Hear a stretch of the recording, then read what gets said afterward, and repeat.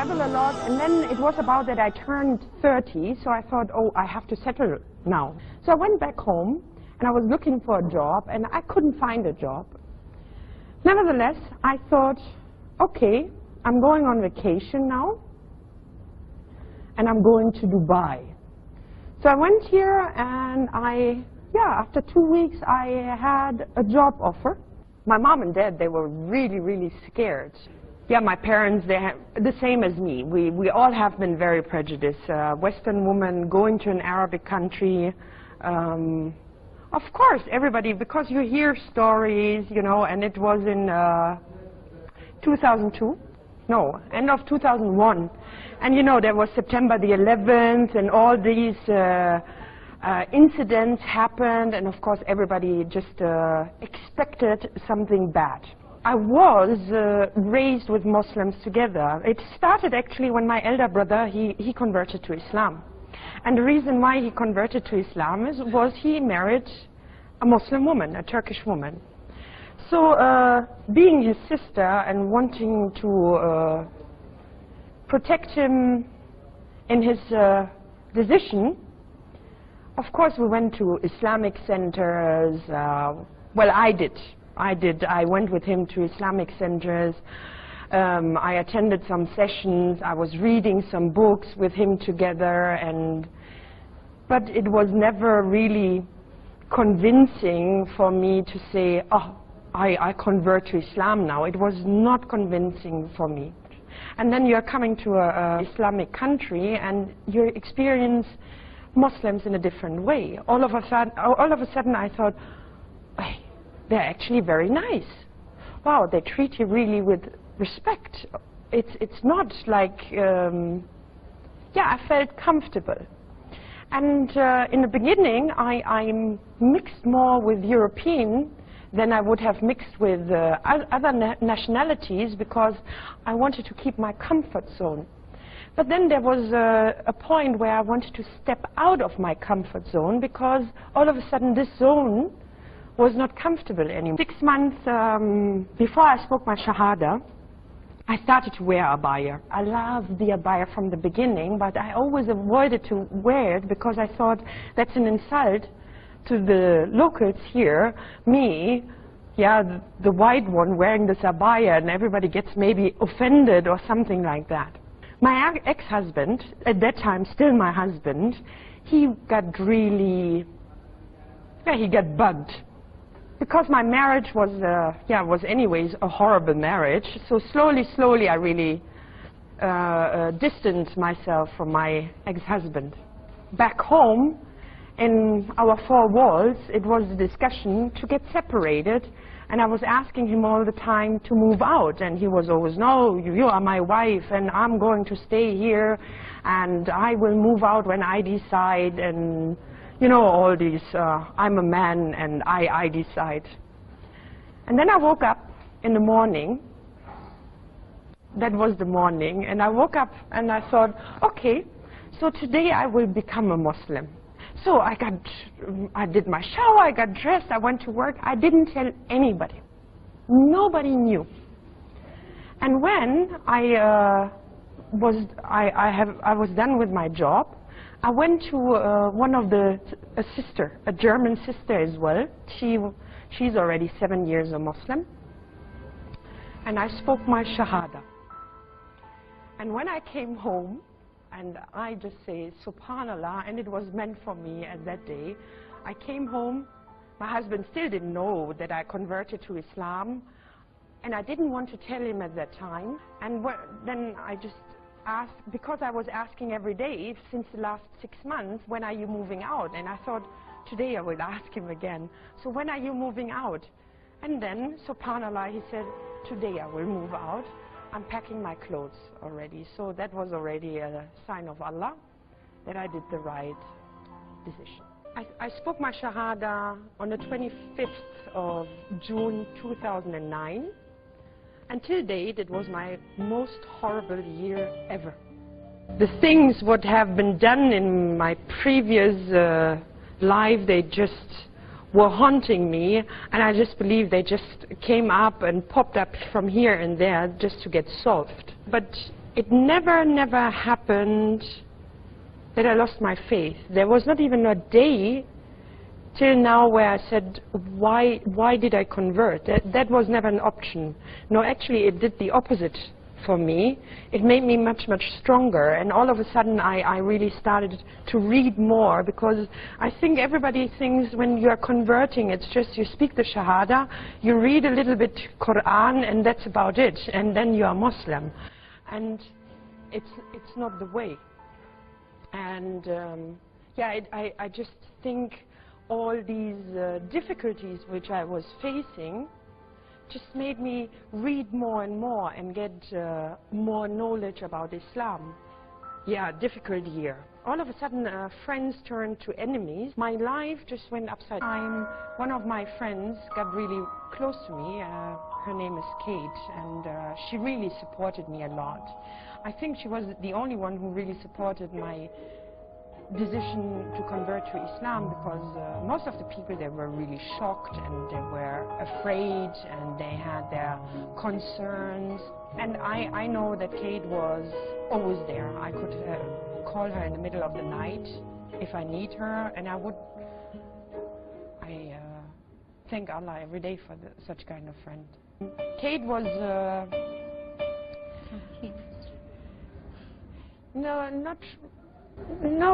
I remember that you and I, remember we went to that lunch together with my ex-husband and Neil? And I know, and this still sticks in my mind. I remember we were sitting in the car, and it was a Friday, and it was Jummah prayer, and we went through the Ras Al Khor area, and we saw all those cars, you know, those open cars, and 30 people were standing and holding themselves on that car going to the mosque for Jummah prayer. And we laughed so much about it because it was really, it was like a convoy. So we laughed very much, and we thought, it is very dangerous going like this for a prayer. Why would they do that? Why would they risk their own safety, security, just for a prayer? And we were talking that all of the sudden the talk was in that car about religion, and I remember that you said, I'm not religious, but if I have to choose what religion I would follow. We were just all of us in the car laughing, and then I said, oh, if I had to choose a religion that I believe in, or I believe the basics of, not having full knowledge about it, I would choose Islam. And everyone laughed at me. Why would you choose that? They're hypocrites, and that's how it all went on. Yeah, and then it was a big topic, and that was actually where we. When we started looking into religion. And we started more and more. From that day, I started really looking more into the religion, because the way people laughed and said, oh, hypocrites, and they're not hypocrites at all. And they said to me, why would you choose it? Because I believe in the basics of the religion, because that's all I knew at the time. And you look at the Arab families, and they're all very close knit, and I think that's fantastic. Whereas from where I come from, you don't all come together on a Sunday, which would be our day that all families come together. Everyone does their own thing. We all live our separate lives. Whereas here, Fridays, it's just such a family day. All I learnt from school when we were studying religious education, which is compulsory, so we had to study it, we learnt all about all the different religions. When it came to Islam, my studies teacher said to me, to sum it up, Islam, the people that follow it, they're a bunch of terrorists. And that was it. That's all we learnt about Islam. Nothing else. And that's stuck in your mind. And think of all those people then, if that's the attitude of what the teachers give him. And we had no Muslims in our class anyway. And of course, when you're younger, everyone just laughs. But that's all that's stuck in the mind. I was asking more questions more than anything. I didn't go to any Islamic centres, read any books. I was just more inquisitive, asking people about their religion. But I had to put all the thought into it. I don't just want to convert, just be one of those people that says, oh yeah, I've converted. I'd seen a Huda go through it, and I'd I'd seen how she had changed, because there is a massive change in you. Then how she got through the stuff she has due to religion is a massive influence on anyone. When I look at myself before I converted and now, I mean, I was always there for everybody. You know, everybody came and told me their problems, and I was actually a problem by myself. I was fighting myself so much, but in order not to face my own problems, I always took on other people's problem, and then nobody was there for me. And when I converted, prayer was, and I told you to compare, when you have a nice pattern around your skin and you feel very comfortable, the same is for me when I do my prayer. The time between, sometimes it takes too long, where I think, oh, when is the next one? It just helps me so much. Yeah, it makes me lighter.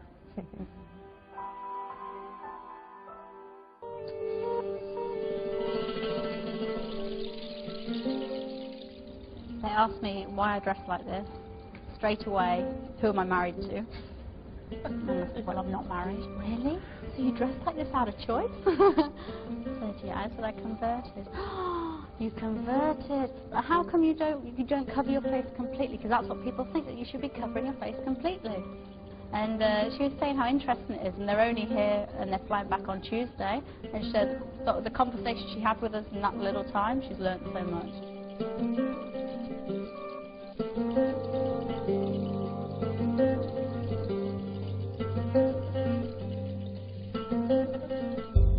Converting to Islam is not just wearing hijab. Islam starts in your heart.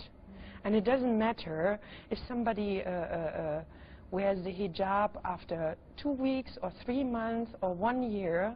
Important is that Islam started already here. It's always something to turn to, your faith, always. It's always there. When you've had a hard day at work, sometimes I don't want to talk to anyone. I can go home, I can read the Quran, and it's just a way of settling yourself. Yeah, I believe it's quite a challenge as well, you know.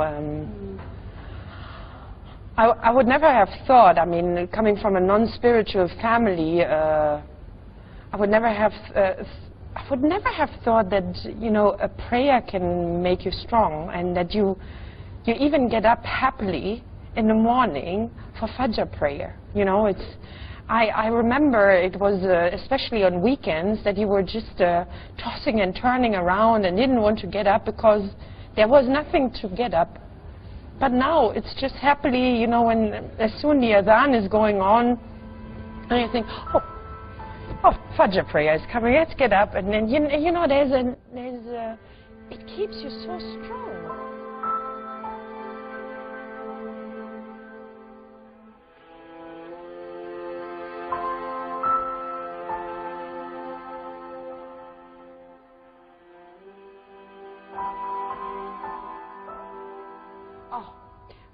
The first day when I came back to work, and of course most of the people, they knew that I converted, and I was wearing shayla straight away. And everybody came, oh, this is haram. No, this you can't do. No, you have to start this one. No, you cannot do.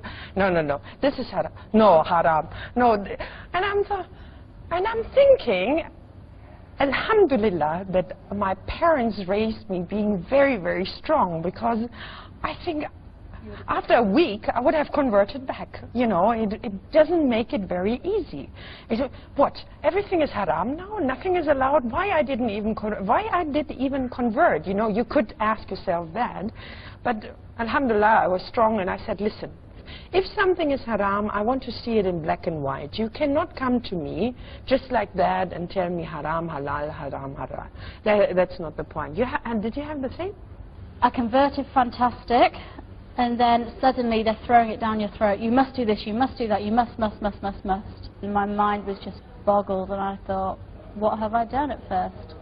But then afterwards, Everything's worked out. I mean, I converted when I was 36. You understand what?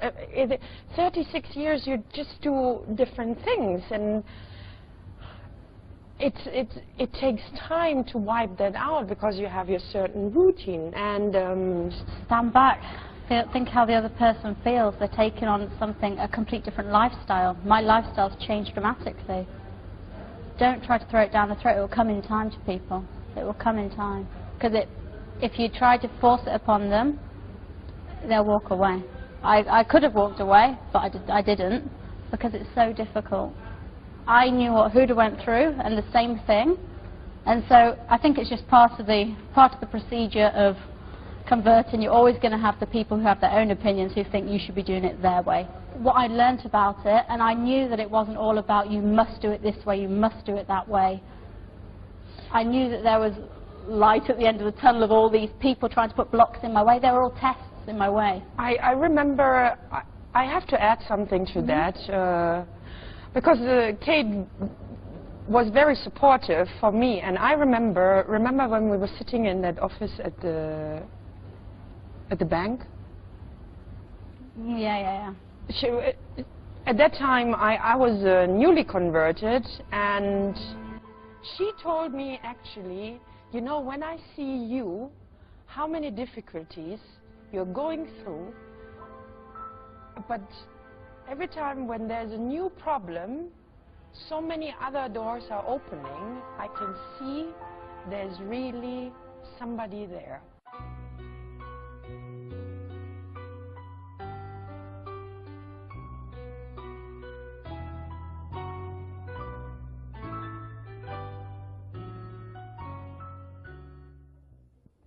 It's recording?